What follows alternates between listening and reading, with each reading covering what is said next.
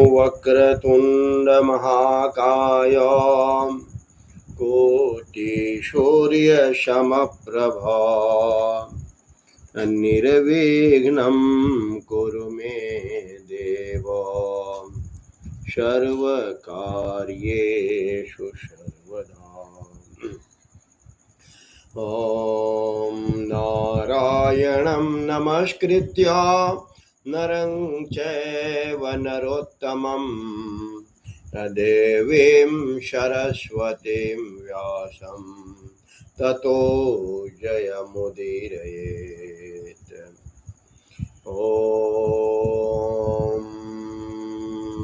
सुमुखश्चैकदन्तश्च कपिलो गजकर्णकः लम्बोदरश्च विकटो विघ्ननाशो विनायकः धूम्रकेतुः गणाध्यक्षो भालचन्द्रो गजाननः द्वादशैतानि नामानि यः पठेत् शृणुयादपि। विद्यारम्भे विवाहे च प्रवेशे निर्गमे तथा संग्रामे संकटे चैव विघ्नस्तस्य न जायते। तो आज हम सभी श्रीमद् भागवतम महापुराण के अष्टम स्कंध के 9वें अध्याय में वर्णित प्रभु श्री हरि नारायण के मोहिनी रूप में भगवान के द्वारा अमृत के बांटे जाने के प्रसंग का वर्णन पढ़ेंगे। पिछले दिनों हम सबों ने देखा कि किस प्रकार देवासुर संग्राम के बाद समुद्र मंथन में किस प्रकार से 14 रत्न निकलते हैं। एक एक रत्न के बारे में पिछले पाठ में हम सबों ने सुना। तो हम सबों ने यह भी देखा कि किस प्रकार से सबसे पहले समुद्र मंथन में क्या निकलता है। समुद्र मंथन में सबसे पहले क्या निकला? सबसे पहले जो कलश निकला वह क्या था? विष। और हमारे प्रभु शिव आते हैं और फिर उस विष का पान करते हैं। फिर उसके बाद हम देखते हैं क्या क्या निकलता है। एक अश्व निकलता है, उसका क्या नाम है इसको आप लोग लिखिएगा। एक हाथी निकलता है, उस हाथी का क्या नाम है, उस हाथी के कितने दांत थे, जिसका वर्णन पिछले कल ही मैंने किया है। इसलिए मैं चाहता हूं कि इस पाठ का कुछ महत्व होना चाहिए। उस हाथी का क्या नाम था, हाथी के कितने दांत थे। इसके बाद एक गौ, उस गौ का क्या नाम था। फिर एक वृक्ष, उस वृक्ष का क्या नाम। इस प्रकार नाम को आप लोग कमेंट में जरूर लिखेंगे तो मुझे लगेगा कि आप लोग इसे ध्यान देकर सुनते हैं और मेरा भी समय जीवन सफल होगा। तो आज हम पढ़ते हैं कि किस प्रकार मोहिनी रूप से भगवान के द्वारा उस असुरों के हाथ से अमृत के कलश को लेकर के देवताओं के बीच में किस प्रकार से क्या टेक्निक है, क्या कला है। और इससे आपको ये भी पता चलेगा कि स्त्री में कितनी शक्ति होती है। ओम नमो नारायणाय, ओम नमो नारायणाय, ओम नमो नारायणाय। श्रीमन्नारायण श्रीमन्नारायण नारायण नारायण, श्रीमन्नारायण नारायण नारायण, श्रीमन्नारायण नारायण नारायण। नारायणं नमस्कृत्य नरं चैव नरोत्तमं देवीं सरस्वतीं व्यासं ततो जयमुदीरयेत्।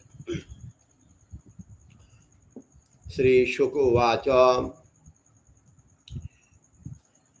तेऽन्योन्यतोऽशुरापात्रं हरन्तः त्यक्तसौहृदा क्षिपन्तो दस्युधर्मानो आयन्तिं ददृशुः स्त्रियम्।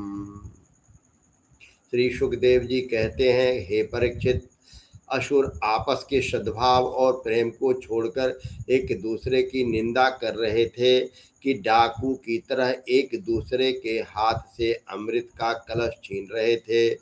इसी बीच में उन्होंने देखा कि एक बहुत सुंदर स्त्री उनकी ओर चली आ रही थी।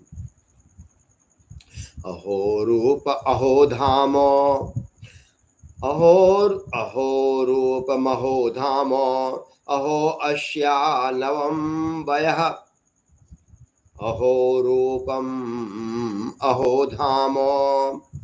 इनका कितना सुंदर सौंदर्य है। वो जो मोहिनी रूप स्त्री चली आ रही है, उनका कितना सुंदर अनुपम सौंदर्य है और देखने में कितनी अद्भुत लगती है। जरा इसका उम्र तो देखो। बस अब वो लोग आपस में डांट भूल करके उनके पास दौड़ गए। उन लोगों ने काम से मोहित होकर के उनसे पूछा, अहो रूपमहो धाम, अहो अस्या नवम वयः इति ते तामभिद्रुत्य पप्रच्छुर्जात हृच्छया।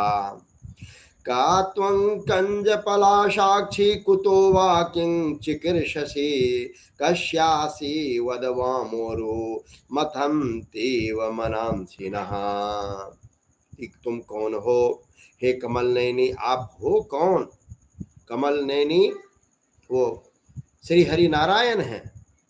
लीला तो तेरी गजब निराली है, क्योंकि वो विष का घड़ा जो है वो असुरों के पास है और असुरों के हाथ से उस घड़े को कैसे प्राप्त करके देवताओं को समर्पित किया जाए, यह इसके लिए उन्हें मोहिनी रूप में आना पड़ा है। हे कमल नयनी, तुम कौन हो? कहाँ से आ रही हो? क्या करना चाहती हो? और तुम किसकी कन्या हो? तुम्हें देखकर हमारे मन में खलबली मची है। नो वयं त्वामरैर्दैत्यैः सिद्धगन्धर्वचारणे नास्पृष्ट पूर्वां जानीमो लोकैश्च कुतो नृभिः। हम समझते हैं कि अब तक देवता, दैत्य, सिद्ध, गंधर्व, चारण और लोकपालों ने भी तुम्हें स्पर्श तक न किया होगा, फिर मनुष्य तो तुम्हें छू ही कैसे सकता। नूनं त्वां विधिना शुभ्रो प्रेषितासि शरीरिणी, नूनं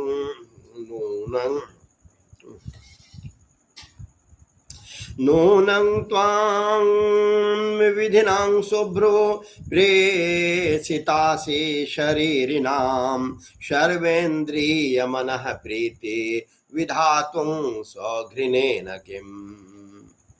अवश्य ही विधाता ने दया करके शरीरधारियों की संपूर्ण इंद्रियों एवं मन को तृप्त करने के लिए तुम्हें यहाँ भेजा है।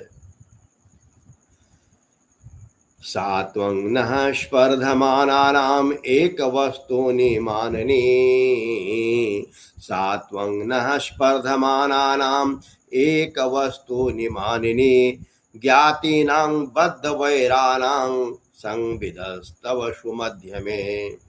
वयं कस्य पदा यादा भ्रातरः कृतपौरुषा, विभजस्वस्थान्यायं नैव भेदो यथा भवेत्।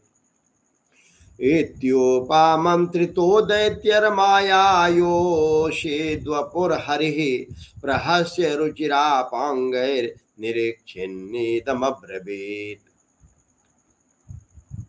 हे मानिनी, हे सुंदरी, हे हम लोग चाहते हैं कि हम सभी एक ही जाति के हैं, फिर भी हम सब एक ही वस्तु चाह रहे हैं, इसलिए हम में डाह और बैर की गांठ पड़ गई है।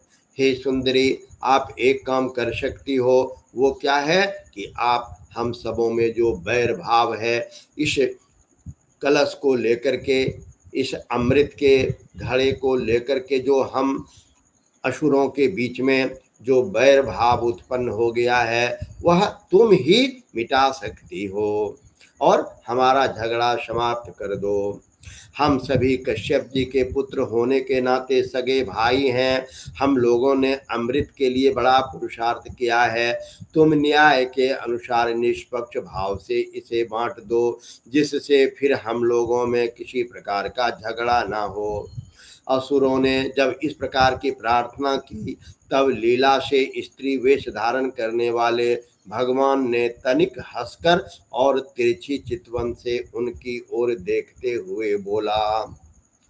श्री भगवान वाच कथं कस्य पदायादाः पुंश्चल्यां मयि संगताः विश्वासं पंडितो जातो कामिनी सून यातिः शालावृकानां स्त्रीणां च स्वैरिणीनां सुरद्विषः सख्यान्याहोरनित्यानि नूत्नं विचिन्वताम्।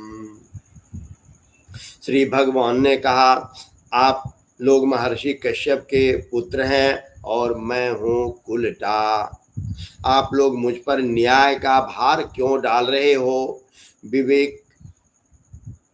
विवेकी पुरुष स्वेच्छाचारिणी स्त्रियों का कभी विश्वास नहीं करते। दैत्यों, कुत्ते और व्यभिचारिणी स्त्रियों की मित्रता स्थायी नहीं होती। शालावृकानां स्त्रीणां चौश्वैरिणीनां सुरद्विषः सख्यान्याहुर्नित्यानि नूत्नं विचिन्वताम्। हे दैत्यों, कुत्ते और व्यभिचारिणी स्त्रियों की मित्रता स्थायी नहीं होती। वे दोनों ही सदा नए नए शिकार ढूंढते रहते हैं। श्री शुक उवाच इति ते क्ष्वेलितैस्तस्या आश्वस्तमनसो शूराः जहशुरभावगम्भीरं ददुश्चामृतभाजनम्। ततो गृहीत्वामृतभाजनं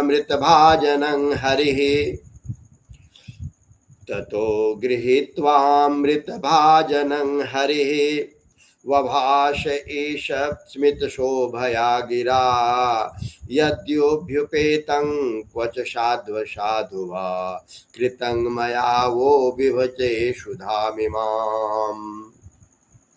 श्री सुखदेव जी कहते हैं, परीक्षित, मोहिनी की परिहास भरी वाणी से दैत्यों के मन में और भी विश्वास हो गया। उन लोगों ने रहस्यपूर्ण भाव से हंसकर अमृत का कलश मोहिनी के हाथ में दे दिया। भगवान ने अमृत का कलश अपने हाथ में लेकर तनिक मुस्कुराते हुए मीठी वाणी से कहा, मैं उचित या अनुचित जो भी करूं, वह सब यदि तुम लोगों को स्वीकार हो तो मैं यह अमृत बांट सकती हूँ। याद रखना है, गौर करना है कि मोहिनी रूपधारी प्रभु श्री हरि असुरों दैत्यों को क्या शर्त रखते हैं? शर्त रखते हैं कि मैं उचित या अनुचित जो भी करूं, वह सब यदि तुम लोगों को स्वीकार हो तो मैं यह अमृत बांट सकती हूँ। आप लोगों को कहीं पर विरोध नहीं करना है। तो इस प्रकार से यह माया रूपी संसार है और ये मोहिनी जो है वह आज भी प्रभु श्री हरि के रूप में नहीं, आज दूसरे रूप में विचरण करते रहते हैं।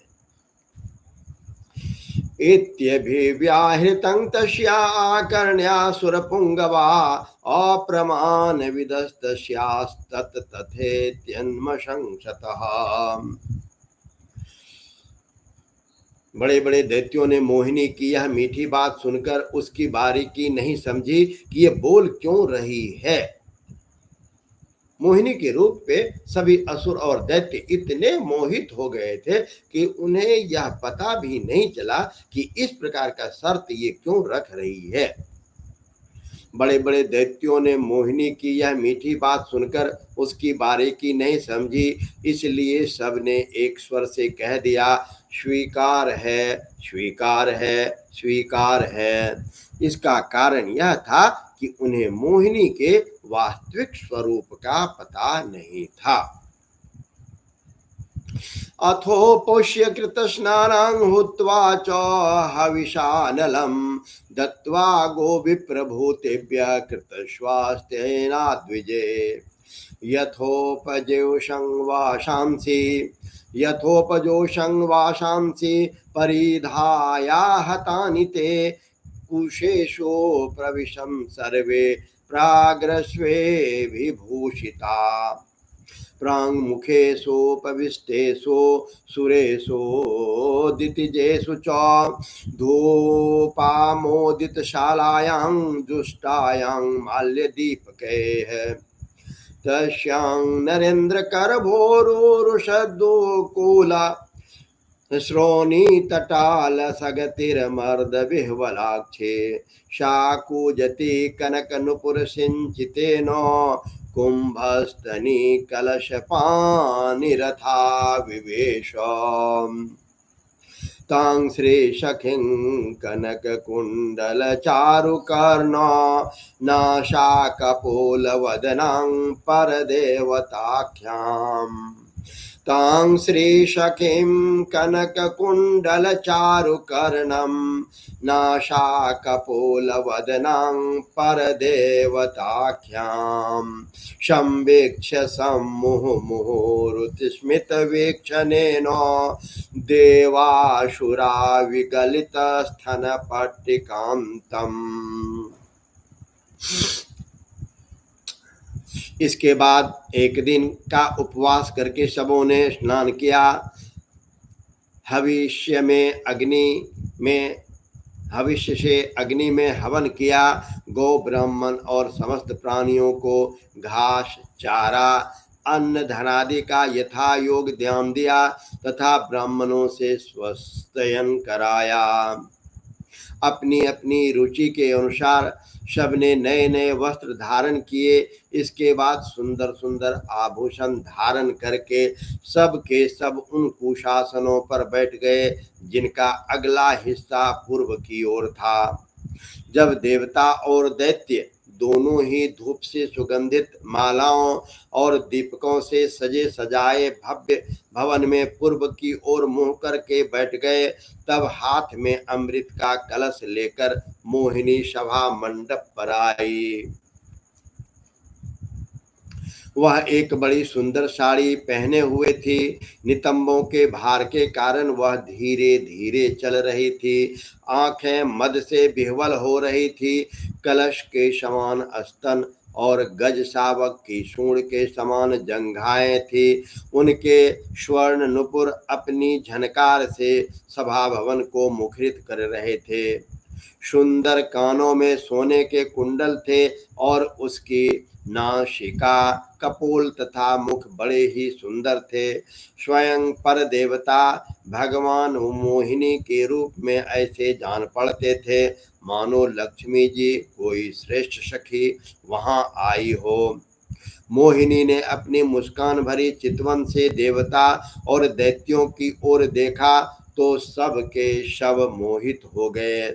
उस समय उनके स्तनों पर से अंचल कुछ खिसक गया था।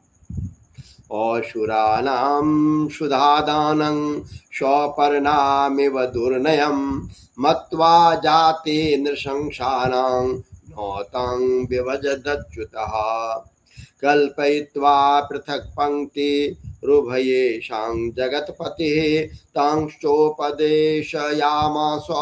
स्वेषु स्वेषु च पंक्तिषु दैत्यान् गृहीत कलशो वञ्चयन्नुपसञ्चरैः दूरस्थान् पाययामास जरा मृत्यु हरांशुधाम् ते पालयन्तः समयं शूराः स्वकृतं नृपः तूष्णीमासन कृतस्नेहा स्त्री विवादा जुगुप्सया। भगवान से मोहिनी रूप में यह विचार किया कि असुर तो जन्म से ही क्रूर स्वभाव वाले हैं, इनको अमृत पिलाना सर्पों को दूध पिलाने के समान बड़ा अन्याय होगा, इसलिए उन्होंने असुरों को अमृत का भाग नहीं दिया। भगवान ने देवता और असुरों की अलग अलग पंक्तियां बना दी, फिर दोनों को कतार बांधकर अपने अपने दल में बैठा दिया। इसके बाद अमृत का कलश हाथ में लेकर भगवान दैत्यों के पास चले गए, उन्हें हाव भाव और कटाक्ष से मोहित करके दूर बैठे हुए देवताओं के पास पहुंच गए। देवताओं के पास जाकर उन्हें वह अमृत पिलाने लगे, जिसे पे लेने पर बुढ़ापे और मृत्यु का नाश हो जाता है। परीक्षित, असुर अपनी की हुई प्रतिज्ञा का पालन कर रहे थे, उनका स्नेह भी हो गया था और स्त्री से झगड़ने में अपनी निंदा भी समझते थे, इसलिए वह चुपचाप बैठे थे।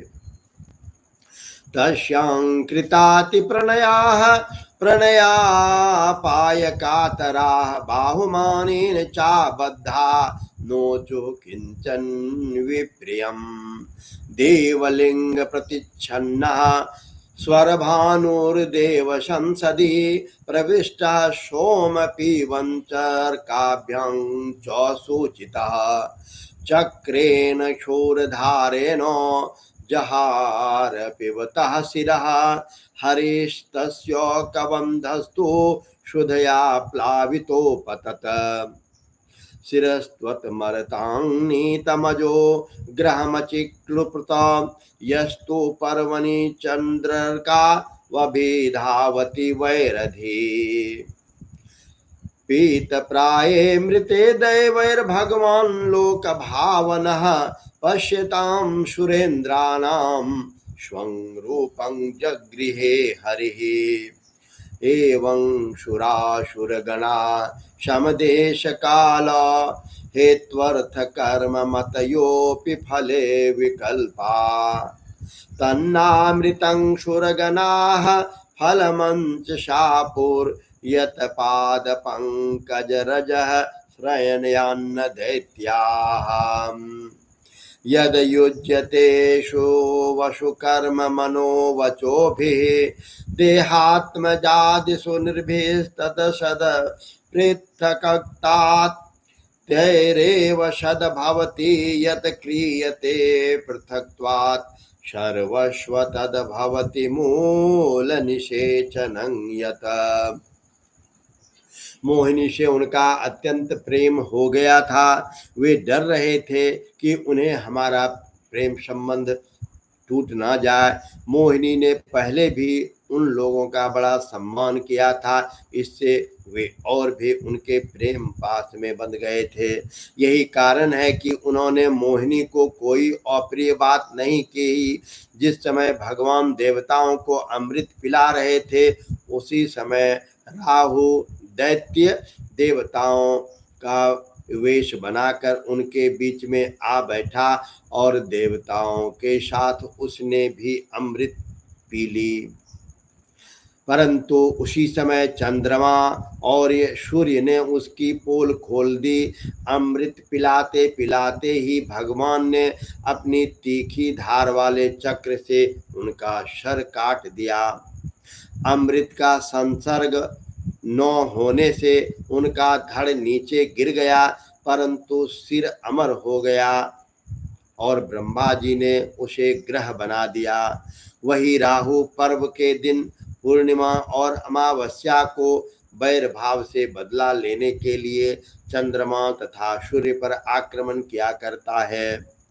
जब देवताओं ने अमृत पी लिया, तब समस्त लोगों को जीवन दान करने वाले भगवान ने बड़े बड़े दैत्यों के सामने ही मोहिनी रूप त्याग कर अपना वास्तविक रूप धारण कर लिया। श्री कृष्ण गोविंद हरे मुरारे श्री कृष्ण गोविंद हरे मुरारे, हे नाथ नारायण वासुदेव। श्री कृष्ण गोविंद हरे मुरारे, हे नाथ नारायण वासुदेव। प्रभु श्री हरि के वास्तविक रूप में आते ही परीक्षित देखो देखो, देवता और दैत्य दोनों एक ही समय एक स्थान पर एक प्रयोजन और एक वस्तु के लिए एक विचार से एक ही कर्म किया था, लेकिन फल में क्या था? फल में बहुत बड़ा भेद हो गया। उनमें से देवताओं ने बड़ी सुगमता से अपने परिश्रम का फल अमृत प्राप्त कर लिया, क्योंकि उन्होंने भगवान के चरण कमलों की रज का आश्रय लिया था, परंतु उससे विमुख होने के कारण परिश्रम करने पर भी असुरगण अमृत से वंचित ही रहे। मनुष्य अपने प्राण, धन, कर्म, मन और वाणी आदि से शरीर एवं पुत्र आदि के लिए जो कुछ करता है वह व्यर्थ ही होता है, क्योंकि उसके मूल में भेद बुद्धि बनी रहती है।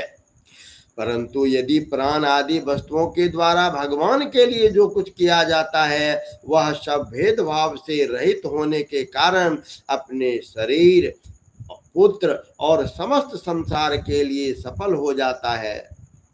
जैसे वृक्ष की जड़ में पानी देने पर उसका तना, टहनियाँ और पत्ते सबके सब सींच जाते हैं, वैसे ही भगवान के लिए कर्म करने के लिए वह क्या होता है? वह सबों के लिए हो जाता है।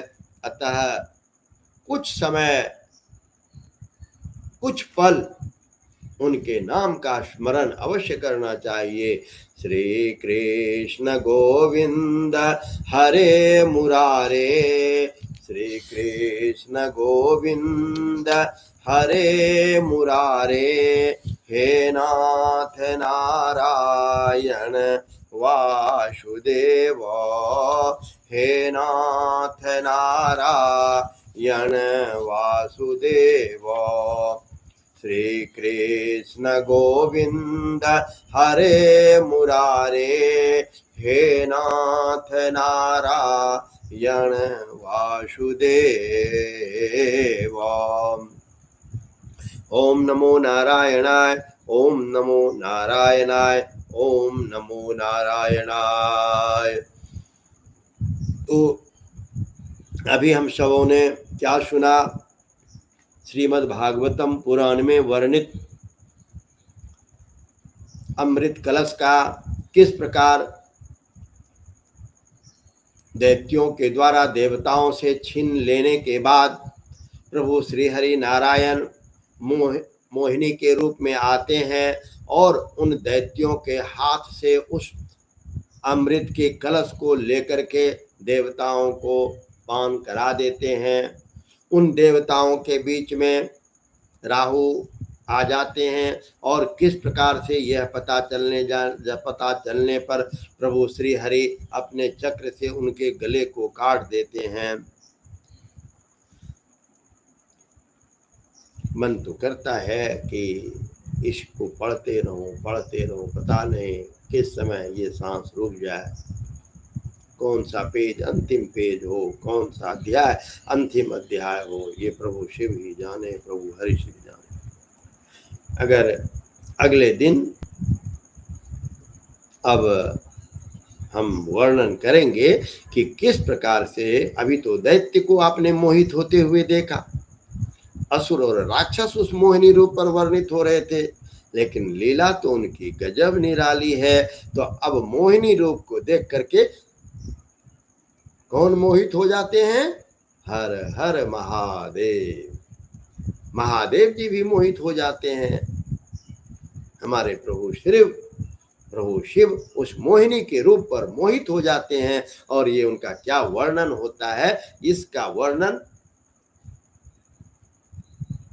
कल इसी समय मैं कोशिश करूंगा 9 बजे से कुछ बच्चे आ जाते हैं, मैं ऑनलाइन हो जाता हूं और बच्चे प्रतीक्षा करने लगते हैं अमेरिका यूएसए से, तो इसे बंद करना पड़ रहा है। फिर मिलेंगे, फिर चर्चा चलेगी। प्रभु श्री हरि की कृपा आप सबों पर बनी रहे, प्रभु श्री महादेव की कृपा सबों पर बनी रहे, ये मेरी शुभकामना है।